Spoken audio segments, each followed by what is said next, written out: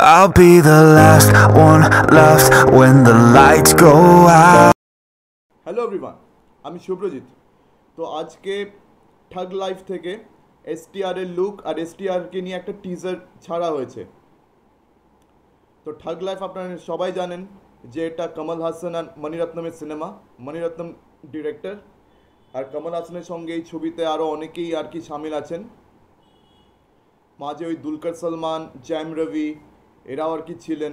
পরে আর কি ডেট ইস্যুসের জন্য এরা আর কি প্রজেক্টটা ছেড়ে বেরিয়ে যান। মানে রিসেন্ট রুমার্সে শোনা গেছে যে দুলকর সালমান আর জ্যাম রবি আবার নাকি এই প্রজেক্টটা জয়েন করে নিয়েছেন।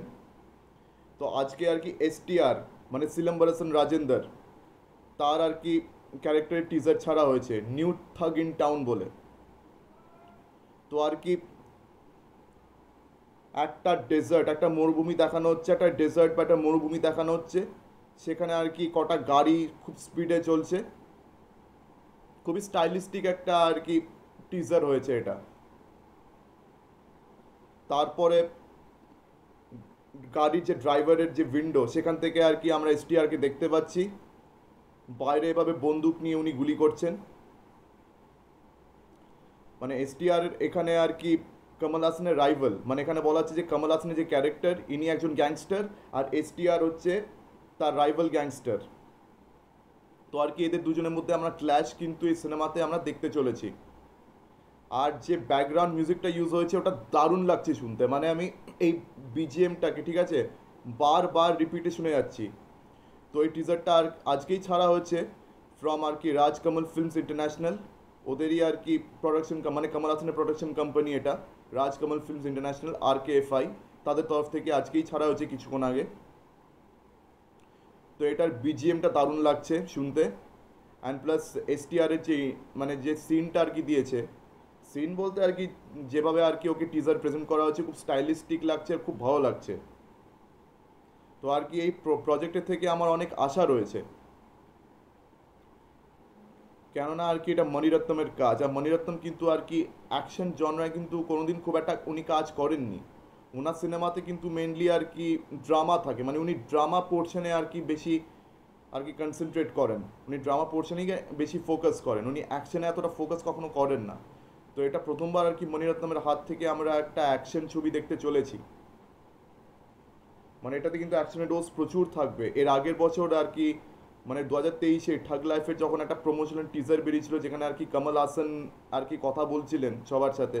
কমল হাসান আর কি উনি একটা মরুভূমিতে আর কি ওই মার্শাল আর্টসের স্টাইল দিয়ে অনেকগুলো আর কি লোককে মারছিলেন, মেরে মেরে কিন্তু নিজের নামটা উনি বারবার উচ্চারণ করছিলেন, বারবার বলছিলেন যে আমার নামটা মনে রাখবে।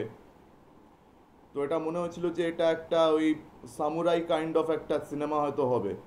কেননা মণিরত্নম আর কি নিজের ইন্টারভিউতে অনেকবার আর কি একটা সিনেমা কথা বলেন যেটা আর কি গিরিশ কন্নড় করেছিলেন। গিরিশ কন্নড় আর কি এই সামুরাই সিনেমাটিকে, সামুরাই কালচারকে কন্নাডা সিনেমায় উনি আর কি এনেছিলেন।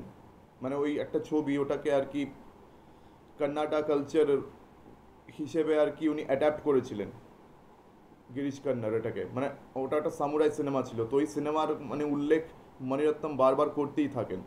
তো ঠাগ লাইফ থেকে কিন্তু মানে আগের বছরের টিজার থেকে কিন্তু তাই মনে হয়েছিল। এখন জানি না যে এটা কোনো সামুরাই সিনেমা হবে কি না, কেননা এখন এসটিআরের কিন্তু এই মানে ভিডিওটা থেকে কিন্তু তা মনে হচ্ছে না যে এটা কোনো সামুরাই সিনেমা হবে। কিন্তু হ্যাঁ, অ্যাকশনের কিন্তু এখানে ডোসেজ অনেক ভারী হবে। মানে মণিরত্নমের সিনেমা কিন্তু কখনোই এতটা অ্যাকশন থাকে না।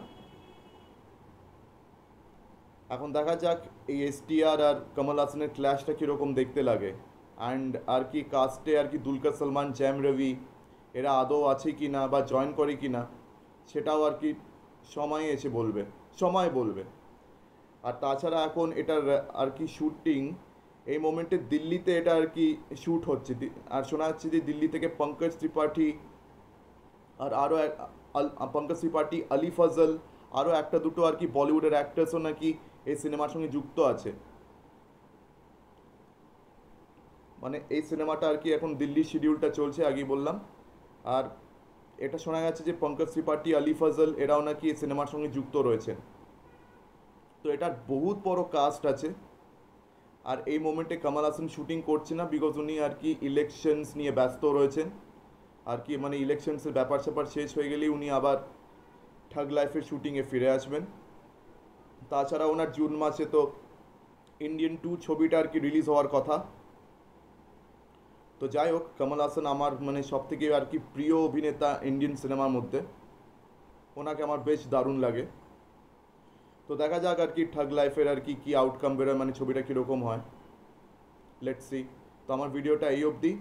তো আমার ভিডিওটি যদি ভালো লেগে থাকে তো অবশ্যই লাইক করবেন, শেয়ার করবেন আর চ্যানেলটি সাবস্ক্রাইব করবেন অবশ্যই। তো আজকের দিনের মতন টাটা, চোখ রাখুন পরবর্তী ভিডিওতে। ধন্যবাদ।